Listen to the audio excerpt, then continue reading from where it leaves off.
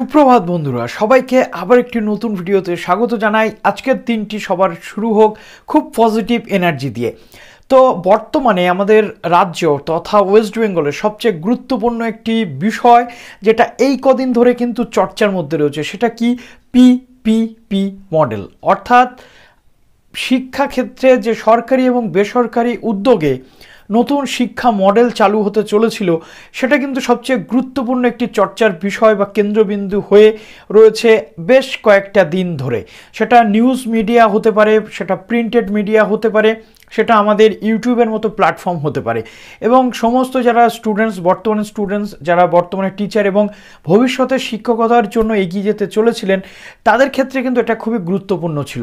তো আমরা অপেক্ষা করছিলাম যে সরকারিভাবে কিছু একটা বাইট আসুক, সরকারিভাবে এটা নিয়ে কি ভাবনা চিন্তা চলছে, আলটিমেটলি কিছু একটা ক্লিয়ার কাট কথাবার্তা আমরা যেন শুনতে পাই।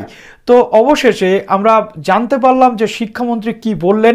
দেখিয়ে দেবো সম্পূর্ণ তথ্যটা এই ভিডিওতে। যারা নতুন আছেন অবশ্যই আমাদের চ্যানেলটিকে সাবস্ক্রাইব করে বেল আইকনটি প্রেস করে দিন, যাতে সব আপডেটগুলো টাইম টু টাইম আপনারা এখান থেকে পেয়ে যান। ভিডিওটিতে লাইক করে দেবেন, বন্ধুদের মাঝে শেয়ার করে দেবেন। তো আসুন এবার আমরা দেখব শিক্ষামন্ত্রী ব্রাত্য বসু কি বলছেন এই পিপিপি মডেলের ব্যাপারে। তিনি রীতিমতো এটাকে এক প্রকার বলতে গেলে কটাক্ষ করেছেন, এবং সম্পূর্ণ কি বক্তব্য রয়েছে তার জানবো এই ভিডিওতে। তো ভিডিওটা এবার আপনারা অন স্ক্রিন দেখুন। জানেন, একটা বিজ্ঞপ্তি নিয়ে বিভিন্ন মহলে প্রশ্ন উঠছে যে রাজ্যে এই লিটল ম্যাগাজিন এবং যে আমাদের সাহিত্য উৎসব হচ্ছে, এটা কোনো পিপিপি মডেলে হচ্ছে না। আমাদের দপ্তরে আমি পরিষ্কার করে বলি, এই ধরনের কোনো সিদ্ধান্ত এখন পর্যন্ত হয়নি। আমাদের দপ্তরে এখন পর্যন্ত এই ধরনের কোনো সিদ্ধান্ত হয়নি, এবং আপনারা জেনে রাখবেন এই ধরনের একটা গুরুত্বপূর্ণ সিদ্ধান্ত, এটা আমাদের দপ্তর থেকে, এটা একটা সরকারি পলিসি এবং মাননীয় মুখ্যমন্ত্রীর এটা অভিমতের উপর নির্ভর করছে। তার সঙ্গে এটা নিয়ে আমার কোনো আলোচনাই হয়নি।